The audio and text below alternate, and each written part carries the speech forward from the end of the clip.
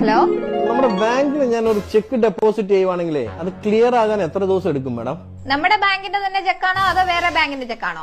Other ബാങ്കിന്റെ ആണ് madam. അങ്ങനെയാണെങ്കിൽ 3 ദിവസം എടുക്കും. നിങ്ങളുടെ ബാങ്കിന്റെ ഓപ്പോസിറ്റ് ബിൽഡിംഗിലുള്ള ബാങ്കിന്റെ ചെക്കാണ് മാഡം ഞാൻ ഡെപ്പോസിറ്റ് ചെയ്തത്. അതിനെന്തിനാണ് മാഡം 3 ദിവസം? സാർ, ഇതിനൊക്കെ ഓരോ ഫോർമാലിറ്റീസ് ഇല്ലേ? നമുക്ക് ആ ബാങ്കിന്റെ ഫോർമാലിറ്റീസ് അനുസരിച്ചല്ലേ കാര്യങ്ങൾ ചെയ്യാൻ പറ്റത്തുള്ളൂ. എന്ത് ഫോർമാലിറ്റി മാഡം? ഒരു ഉദാഹരണം പറയുവാണെങ്കിൽ, സാർ അത്യാവശ്യമായിട്ട് ഒരു സ്ഥലത്തോട്ട് പോയിക്കൊണ്ടിരിക്കുകയായിരുന്നു. ആ പോകുന്ന വഴി ഒരു ശ്മശാനത്തിന്റെ അടുക്കൽ എത്തിയപ്പോഴത്തേനും സാറിന് പെട്ടെന്നൊരു ഹാർട്ട് അറ്റാക്ക് വന്നു. സാർ അവിടെ തന്നെ കുഴഞ്ഞു വീണ് മരിച്ചെന്ന് വിചാരിക്കുക.